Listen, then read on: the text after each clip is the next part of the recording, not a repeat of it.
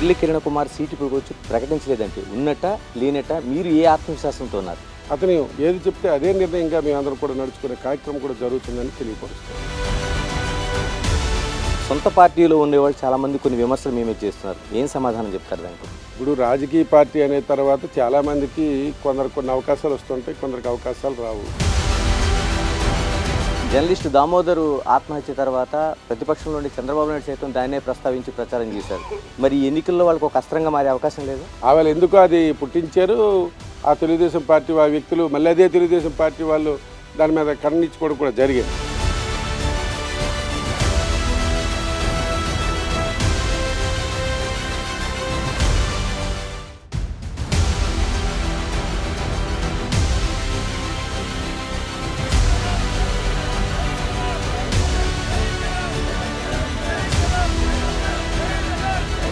శ్రీకాకుళం జిల్లాలో హెచ్ఎల్ నియోజకవర్గానికి ఒక ప్రత్యేకత ఉంది. ఇక్కడ నువ్వా నేనే పోటీ 2019లో జరిగింది, ఇప్పుడు కూడా జరగడానికి సిద్ధంగా ఉంది. ఇక్కడ ఎమ్మెల్యేగా ఉన్న కిరణ్ కుమార్ తాను సిద్ధం అంటున్నారు పోటీకి. కిరణ్ కుమార్ గారు మనతో ఉన్నారు. కిరణ్ కుమార్ గారు, మీరు సిద్ధం అంటున్నారు, మరి సీఎం సిద్ధంగా ఉన్నారా? ఎందుకంటే సీట్లలో చాలా వరకు ఆయన అనేక మార్పులు చేర్పులు చేస్తున్నారు. మీరు సిద్ధమైన ఆయన సిద్ధంగా ఉన్నారా? ముఖ్యంగా 2019లో ఏ విధంగా అయితే మన ప్రీతమ నేత జగన్మోహన్ రెడ్డి గారు ఆ రోజు కూడా టికెట్ ఇచ్చి వైఎస్ఆర్ కాంగ్రెస్ పార్టీ తరఫున పోటీ చేయడం జరిగింది. అప్పుడు కూడా 19,000 ఓట్ల మెజార్టీతో గెలుపొందడం, మళ్ళీ ఈసారి కూడా మా ప్రీతమ నేత జగన్మోహన్ రెడ్డి గారి ఆశీస్సులతో తప్పనిసరిగా మళ్ళీ ఎమ్మెల్యేగా పోటీ చేయడం జరుగుతుంది.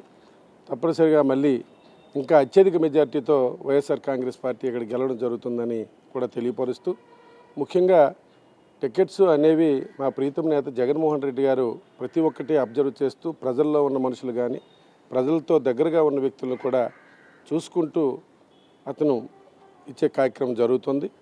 తప్పనిసరిగా అతని ఆశీస్సులు మాకు ఉంటాయని కూడా మేము ఆశిస్తూ ఉన్నాం. కిరణ్ కుమార్ గారు, ఇప్పటికే చాలా వరకు సీఎం అనేక సీట్లని ఒక 3-4 దఫాలుగా ప్రకటించారు. మరి గొర్రెల కిరణ్ కుమార్ సీటు ఇప్పుడు వచ్చి ప్రకటించలేదంటే ఉన్నట్ట లేనట్ట మీరు ఏ ఆత్మవిశ్వాసంతో ఉన్నారు? అయితే మాకు ఇంతవరకు సీట్లు అనేవి జగన్మోహన్ రెడ్డి గారి ఇష్టం. ముఖ్యమంత్రిగా ప్రతి ఒక్కరిని కన్సల్ట్ చేయడం కానీ, ఎక్కడైతే డిస్టర్బెన్స్ ఉంటాయో ఆ డిస్టర్బెన్స్ ఉన్న వ్యక్తులను కొంతవరకు పిలవడం, అక్కడేదో చేయడం జరుగుతూ ఉంది. మా వరకు అయితే ఇంతవరకు ఒక కాల్ చేయడం కానీ ఫోన్ చేయడం కానీ రాలేదు, పిలుపు కానీ. మా వరకు అయితే మాకు ఎప్పుడు మా ప్రీతం నేత జగన్మోహన్ రెడ్డి గారిపై నమ్మకంతో మళ్ళీ వైఎస్ఆర్ కాంగ్రెస్ పార్టీని గెలిపించాలనే ఆశయంతో ఈ హెచ్ఎల్ నియోజకవర్గ ప్రజలందరూ కూడా ఎదురు చూస్తూ ఉన్నారు. ముఖ్యంగా ఏది చేసినా ప్రీతం నేత ఆశీస్సులతో జరుగుతుంది. అతను ఏది చెప్తే అదే నిర్ణయంగా మేమందరం కూడా నడుచుకునే కార్యక్రమం కూడా జరుగుతుందని తెలియపరుస్తూ ఉన్నాం. కిరణ్ కుమార్ గారు, మీరు ఎమ్మెల్యేగా ఉన్నారు, మళ్ళీ రెడీ అవుతున్నారు. ఎలాంటి కార్యక్రమాలతో మీరు ఈ ఎన్నికల్లో పోటీకి సిద్ధపడుతున్నారు? ఈరోజు కార్యక్రమాల విషయానికి వస్తే ఏ ప్రభుత్వాలు చేయనివి ఈ 2019 నుంచి 2024 వరకు ఏ నాయకుడు చేయని విధంగా అన్ని అభివృద్ధి కార్యక్రమాలు కానీ అన్ని సంక్షేమ పథకాలు ఇచ్చిన నాయకుడు జగన్మోహన్ రెడ్డి గారు. ఈరోజు 2,60,000 కోట్ల రూపాయలు ఈరోజు ప్రజలందరికీ కూడా సంక్షేమ పథకాల ద్వారా ఇస్తూ, అది కాక ప్రభుత్వ పరంగా అభివృద్ధి కార్యక్రమాలను కూడా సచివాలయాలు కానీ, రైతు భరోసా కేంద్రాలు కానీ, వెల్నెస్ సెంటర్లు కానీ, రోడ్స్ కానీ, అలాగే ఈ నారాయణపురం కాలువ కానీ, తోటపల్లి రిజర్వాయర్ గురించి కానీ ప్రతి ఒక్కటి కూడా ప్రతి ఒక్క అభివృద్ధి కార్యక్రమంపై దృష్టి పెట్టి మన నియోజకవర్గంలో చాలా వరకు పూర్తి చేయడం జరిగింది. దీన్ని ఈ అభివృద్ధి కార్యక్రమంలో ఏ నాయకుడు ఇంతకుముందున్న ఏ ముఖ్యమంత్రి కూడా చేయలేదు. ఇది మేమందరం కూడా ఎందుకంటే మేము చెప్పగలుగుతున్నాం. మీ ప్రీతమ నేత జగన్మోహన్ రెడ్డి గారి ఆజ్ఞ మేరకు మేమందరం కూడా గడప గడప కార్యక్రమాన్ని చేయడం జరిగింది. దగ్గర 16 మాసాలు నేను గడప చేశాను. దగ్గర 100 సచివాలయాలు తిరగడం జరిగింది.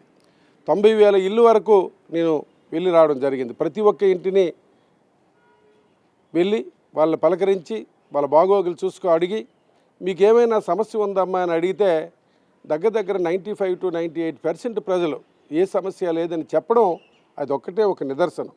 జగన్మోహన్ రెడ్డి గారు చేసిన పరిపాలనకి ఆ ఒక్క నిదర్శనమే చాలు. ఇంకా వేరే విధంగా మనం ఎన్ని సర్వేలు కాదు, ఏది చేసినా మనకు తెలిసింది కాదు. ప్రజల దగ్గరికి వెళ్ళి అన్ని పార్టీల వారు ప్రజలు ఉన్నారు. అందులో ఒక పార్టీ దగ్గరికి మేము వెళ్ళలేదు. తెలుగుదేశం, బీజేపీ, జనసేన, వైఎస్ఆర్ అన్ని పార్టీలు, కమ్యూనిస్ట్ అన్ని పార్టీల ప్రజల దగ్గరికి వెళ్ళాం. ఎక్కడో 2 or 3% ఏదో వాళ్ళ సమస్య అదైనా ఏదో ఇన్కమ్ ట్యాక్స్ వల్ల కార్డు రాలేదనో, భూమి ఎక్కువ ఉండడం వల్ల పెన్షన్ రాలేదనో, లేకపోతే ఇంట్లో ఉద్యోగం ఉండడం వల్ల పెన్షన్ రాలేదనో అన్నారు తప్ప జగన్మోహన్ రెడ్డి గారిపై ఎటువంటి ఇది కూడా లేకుండా జరగడం జరిగింది. ఎందుకంటే జగన్మోహన్ రెడ్డి గారు అంత నిక్కచ్చిగా ఒక రాజకీయ భేదాలు కానీ, బలవంతుడా బలహీనుడా అని కానీ, కులమత భేదాలు కానీ చూడకుండా, ఎక్కడ కూడా నాయకులను కూడా ఎంటర్ అవనీయకుండా ఉద్యోగస్తుల ద్వారా ప్రతి ఒక్కరికి వాలంటీర్ల ద్వారా పెట్టి, వాలంటీర్ల ద్వారా కానీ అవన్నీ అప్లికేషన్లు తీసుకొచ్చి వాళ్ళకి సంబంధించిన ప్రతి ఒక్క కార్యక్రమాన్ని కూడా చేసిన నేత జగన్మోహన్ రెడ్డి గారు. ఎమ్మెల్యే గారు ఒక మాటలో చెప్పండి, హెచ్ఎల్ నియోజకవర్గంలోన ఏముంది? అంటే గనులు ఉన్నాయా, లేకపోతే నిధులు ఉన్నాయా, లేకపోతే పెద్ద ఆదాయం ఉందా? ఎందుకంటే పక్క జిల్లాల నుంచి కూడా మీ సీటు కోసం పోటీ పడుతున్నారు. ఏముంది అసలు ఇక్కడ? ఇక్కడ ఏమీ లేదు. సీట్ల గురించి పోటీ పడడం వేరు, ఇక్కడ ఏదో ఉందని కాదండి. ఇది అభివృద్ధి పరంగా హెచ్ఎల్ నియోజకవర్గం చాలా అభివృద్ధి పరంగా ముందుకెళ్తూ ఉంది. ఇక్కడ కారిడార్ అంటే మనకి ఎంప్లాయ్మెంట్కి సంబంధించి కానీ, ఫ్యాక్టరీస్ కారిడార్ కూడా చాలా ఎక్కువగా ఫ్యాక్టరీస్ ఉన్నాయి. దీనివల్ల ఎక్కువగా నిరుద్యోగుల తాలూకా అవసరాలు తీర్చే విధంగా ఈరోజు కొన్ని ఫ్యాక్టరీల్లో ఉద్యోగ అవసరాలు కల్పిస్తూ ఉన్నాయి. జగన్మోహన్ రెడ్డి గారు కూడా 75% కంపల్సరీగా రిజర్వేషన్ ప్రకారము స్థానికులకే ఇవ్వాలని చెప్పడం జరిగింది. దాని ప్రకారం ఏంటంటే కొత్తగా శ్రేయస్ ఫ్యాక్టరీ కానీ, అలాగే ఎన్ఈసిఎల్ కానీ ఇలాంటి పెద్ద పెద్ద ఫ్యాక్టరీలు తయారవుతున్నాయి. వాళ్ళు కూడా మాట ఇచ్చారు. జగన్మోహన్ రెడ్డి గారు ఏదైతే చెప్పారో ఆ రిజర్వేషన్ ప్రకారం మేమందరికీ స్థానికులకి మేమందరం ఫ్యాక్టరీ ప్రారంభించిన వెంటనే స్థానికులందరికీ ఉద్యోగ అవకాశాలు కల్పిస్తామని మాట ఇవ్వడం కూడా జరిగింది. దీనిపైన నియోజకవర్గం ఎప్పుడు కూడా చాలా సానుకూలంగా, ప్రజలకు కూడా చాలా మంచి వ్యక్తులు ఇక్కడ ప్రజలు. ఎక్కడ కూడా గొడవలకి దారులు తీసే మనుషులు కాదు ఏ పార్టీ వారు కానీ. అందరూ కూడా సంయమనంతో ముందుకెళ్ళిన వ్యక్తులు. మంచా చెడా ప్రజల మధ్యన ఎవరుంటున్నారని ఆలోచన చేసి ఓట్లు వేసే ప్రజలు వీళ్ళందరూ.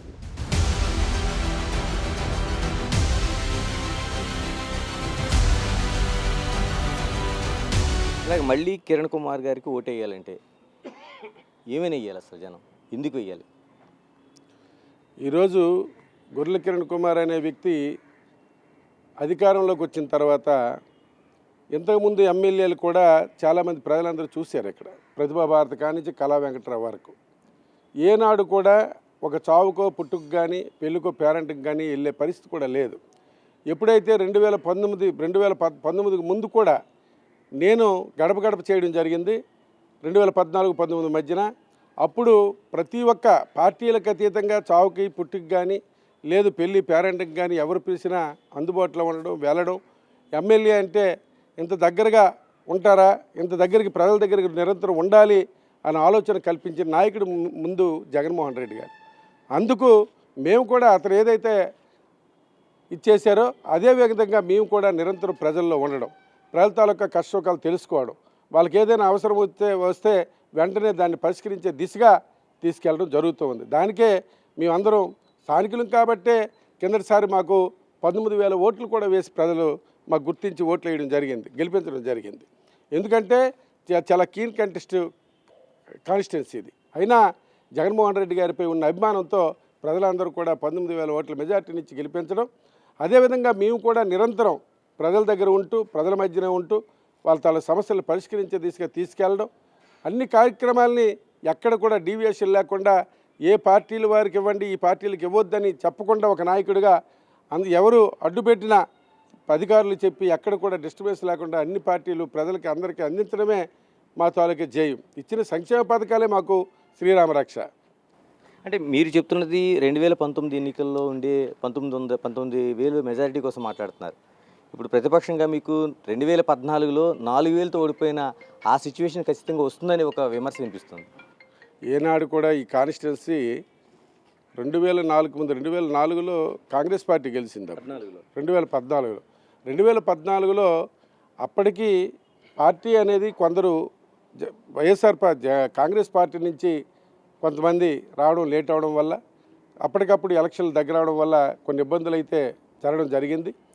కానీ ఇప్పుడు మా కాన్స్టిట్యున్సీ అనేది ఎవరిని అడిగినా ఎక్కడికి వెళ్ళి అడిగినా మీ కాన్స్టిట్యున్సీ మొత్తం 100 సచివాలయాల్లో అడిగినా కంపల్సరీగా వైఎస్ఆర్ కాంగ్రెస్ పార్టీ గెలుస్తుందని, దానికి గొర్రెల కిరణ్ కుమార్ సమర్థుడనే ఎవరైనా చెప్తారు. ఎందుకంటే మేము చెప్పుకోకూడదు. అది అది అది అది వచ్చిందంతా కూడా ప్రజలకు మేము ఇవ్వడం, జగన్మోహన్ రెడ్డి గారు ఇవ్వడం వల్ల, అతను ఇచ్చిన దీనివల్ల మాకు పేరు ప్రతిష్టలు కానీ లేదు, మనం 10 మంది దగ్గరికి వెళ్ళడానికి కారణం కూడా జగన్మోహన్ రెడ్డి గారే. లేకపోతే ఇన్నాళ్ళు ఎమ్మెల్యేలాగా ఎవరు కదిలే పరిస్థితి ఉండేది కాదు. కానీ ఈరోజు జగన్మోహన్ రెడ్డి గారు ప్రతి ఒక్కరికి గడప గడప కానీ వాళ్ళకి ఏ కష్టం వచ్చినా వాళ్ళ ఇంటి దగ్గర ఉండి పని చెయ్యాలని ఆదేశించడమే ఈవేళ ఈ నియోజకవర్గానికి ఒక మంచి పేరుగా వచ్చింది. అంటే జరగబోయే ఎన్నికల్లోన ఖచ్చితంగా తెలుగుదేశానికి ఒక వేవ్ అనేది వస్తుంది, ఒక గాలి వీస్తుంది అంటున్నారు. రెండోది మీ పైన పోటీ చేసిన వ్యక్తి కళా వెంకట్రావు ఖచ్చితంగా నేను 2014 రిపీట్ చేస్తానంటున్నారు. ఇప్పుడు కళా వెంకట్రావు కావచ్చు, ఇంకో వ్యక్తి కావచ్చు, ఈ కాన్స్టిట్యున్సీలో మళ్ళీ తెలుగుదేశం పార్టీ గెలుస్తుందని నమ్మకం పెట్టుకోవడం వాళ్ళ తాలూకా మూర్ఖత్వం. ఎందుకంటే ఇక్కడ వైఎస్ఆర్ కాంగ్రెస్ పార్టీ కార్యకర్తలు కూడా అంత గట్టిగా పనిచేసి ప్రజల మధ్యన ఉన్న మనుషులు. మేము కూడా కలిసికట్టుగా కార్యకర్తలు మేము కానీ కలిసికట్టుగా పనిచేస్తున్న వాళ్ళం. ఎందుకంటే ఆ నెగిటివిటీ ఏంటన్నది తెలుగుదేశం పార్టీ నాయకుడి మీద ఏ విధంగా ఉన్నది మీరు ప్రజల్లోకి వెళ్తే మీకు అర్థమవుతుంది. అంతేగాని వాళ్ళు వచ్చి వైఎస్ఆర్ కాంగ్రెస్ పార్టీతో ఢీకొని గెలుస్తామనే ఎక్కడ కూడా అవకాశాలు లేవు. మళ్ళీ కంపల్సరిగా మన వైఎస్ఆర్ కాంగ్రెస్ పార్టీ గెలుస్తుంది. మళ్ళీ దగ్గర చాలా ఎక్కువగా కిందటిసారి కంటే చాలా డబల్గా ఈసారి మెజార్టీతో గెలుస్తాం. ఆ ధీమాగా మేము చెప్పగలం. ఒకవైపు తెలుగుదేశం, మరోవైపు జనసేన, మరోవైపుగా షర్మిల కూడా ప్రచారం చేస్తారు. అంటే ఒక వ్యూహం ప్రకారం వస్తుంది. అందులో హెచ్చర్ల మినహాయింపు ఉంటుందా లేకపోతే కాదా? ఇక్కడ షర్మిల అని స్టేట్ మొత్తం మీద అయినా మొన్ననే తెలంగాణలో చూశారు. ఆఖరికి పోటీ చేయలేని పరిస్థితి కూడా వెళ్ళిపోయింది ఆవిడ. ఇక్కడ ఆవిడ గురించి అసలు మనం కాన్స్టిట్యున్సీలో కానీ స్టేట్లో కానీ డిస్కషన్ చేయడం కూడా వేస్ట్. ఎందుకంటే ఆవిడ పరిస్థితి ఏంటన్నది ఏ విధంగా మాట మార్చి కుటుంబంలో కలహాలు పెట్టుకొని వచ్చి తప్పుడు మాటలు మాట్లాడుతున్నారో అందరూ అర్థం చూస్తున్నాం. అలాంటిది ఆవిడ గురించి మేము కూడా డిస్కషన్ ఎక్కువగా పెట్టుకోలేదు. ఆవిడ గురించి మాకు ఇక్కడ ఆవిడ వల్ల మాకు నష్టం లేదు, మాకు ఒక ఓటు పోయిన పరిస్థితి కూడా లేదు. కిరణ్ కుమార్ గారు, సొంత పార్టీలో ఉండేవాళ్ళు చాలామంది కొన్ని విమర్శలు మేమే చేస్తున్నారు, ఏం సమాధానం చెప్తారు దానికి? ఇప్పుడు రాజకీయ పార్టీ అనే తర్వాత చాలామందికి కొన్ని అవకాశాలు వస్తుంటాయి, కొందరికి అవకాశాలు రావు.